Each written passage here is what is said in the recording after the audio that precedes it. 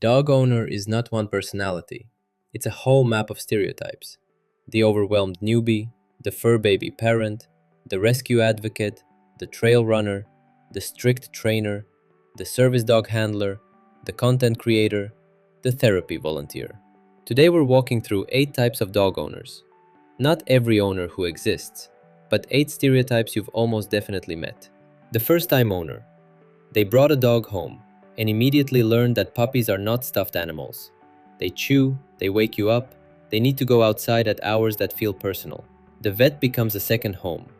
The American Veterinary Medical Association notes that puppy vaccination series typically start around 6 to 8 weeks of age, which is why first-time owners spend so much time at the clinic early on, asking questions that all sound like the same question. Is this normal? They're Googling, puppy-proofing, replacing shoes, absorbing advice from friends, and forums, and trainers who don't always agree. In April 2009, BBC News covered the Obamas introducing Bo on the White House South Lawn. Millions of people watched a first family new dog moment play out in public. The same nervous excitement a lot of first-time owners feel, just with more cameras. But not everyone stays overwhelmed forever. The dog mom or dog dad treats the dog like family, at full volume. Not just, we have a pet, but this is my baby. Stroller, birthday cake, matching outfit, baby voice, photos before photos of the kids. The American Pet Products Association tracks pet industry spending as its own economic category. Grooming, premium treats, gear, services. Because for a lot of owners, the dog is not in the backyard. The dog is the emotional center of the home. Paris Hilton became one of the most visible examples in entertainment media. Small dogs as fashion companions, pampered pets as public persona, a stereotype so recognizable you can picture it before the name finishes. It names something real, a shift in how many people relate to dogs, from outdoor animal to indoor family member. Some owners, though, aren't chasing luxury, they're chasing a second chance. The rescue or adoption owner chose a shelter dog on purpose. Applications, home checks, patience with a dog who may arrive scared, unsure, or carrying history you'll never fully know. They tell the story, to friends, to strangers at the park, online, because the adoption is part of who they are. According to ASPCA data compiled with Shelter Animals Count, about 2.8 million dogs entered U.S. shelters and rescues in 2025 alone, which means adoption isn't a niche hobby. It's one of the main doors into dog ownership. Tom Hardy is often cited in rescue advocacy coverage for adopting rescue dogs and bringing them into public life. A famous face on a values-driven choice. This dog needed a home, and I chose that path. But some owners measure the relationship in miles, not mission statements. The active or adventure owner builds life around movement. Runs, hikes, trails, mud, early mornings. The dog is not waiting at home. The dog is the workout partner. Harness, portable water, booties, tick checks, planning routes around weather, and what the dog's body can handle. The National Park Service publishes specific pet policies for national parks. Most backcountry trails restrict where dogs can go, which is why a lot of active owners plan around dog-friendly state parks and local trail systems instead. Chris Pratt's public social media often shows outdoor life with pets, the share the adventure owner stereotype. Some owners, though, care less about miles and more about manners. The training-focused owner lives by rules. Sit, stay, heel, leave it. Practiced at home, then practiced again where it's hard. Sidewalks, stores, other dogs, strangers. Classes, treat pouches, consistency. Because good with dogs is usually repetition, not magic. The American Kennel Club launched the Canine Good Citizen program in 1989, a structured test of manners that many training-focused owners treat as a milestone.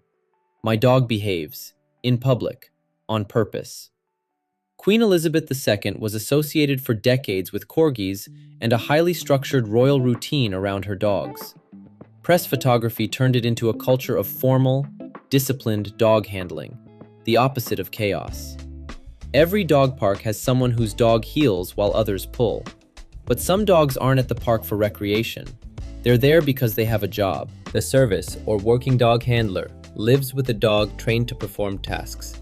Not just provide comfort, but do work that mitigates a disability. Open doors, retrieve items, alert to medical episodes, guide, stabilize. Real trained tasks, maintained every day. Under the Americans with Disabilities Act, a service animal is a dog individually trained to do work or perform tasks for a person with a disability. And that is not the same category as a therapy dog or an emotional support pet for public access purposes. In 2018, AP News reported when America's vet dogs placed Sully, a yellow Labrador, with President George H.W. Bush, one of the most photographed service dog teams in recent public life. A reminder that for some owners, the dog is partnership, not personality. Some owners flip that completely. The dog isn't working for them, the dog is working for the camera. The dog influencer owner builds an audience around the dog. Ring light, tripod, trending audio, matching hoodie, the same trick filmed until it's cute enough to post. Followers, comments, brand deals. The pet becomes content, and content becomes income. Jif Pom, a Pomeranian, held a Guinness World Records title for most followers on Instagram for a dog, more than 9 million as of April 2019. Proof that a pet can become a measurable media property, not just a household companion. Jonathan Graziano and Noodle, the pug behind the viral Bones or No Bones daily forecast, became one of the clearest recent examples. Owner and dog as a content franchise, a bit, a schedule, a personality built for the feed. It's fun. It's also debated, where the line is between sharing your dog and performing your dog. Not every visible dog team is performing for views, though. Some are volunteering to help strangers. The therapy dog volunteer owner donates time so other people can feel better. They register through organizations like Pet Partners, pass temperament testing, and visit hospitals, schools, nursing homes, libraries. Places where a calm dog can change the room. The dog is not performing tasks for the owner's disability. The dog is offering comfort to everyone else. Therapy dogs are not granted the same ADA public access rights as service dogs.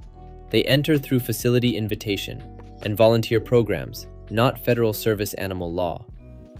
Julie Steins and Norbert, documented on Norberthood as a registered Pet Partners therapy team, who volunteered at places including Children's Hospital Los Angeles, became a popular example of what this stereotype looks like at its best. The owner shows up, the dog spreads calm, strangers leave smiling. So the next time you see someone with a dog, someone learning everything from scratch, someone calling their dog a fur baby, someone who adopted on purpose, someone who ran 5 miles before breakfast, someone who spent months on heel, someone whose dog has a real job, someone whose dog has a real audience, someone whose dog shows up for strangers who need comfort. It was always people, different types of owners, each living a different relationship with the same animal.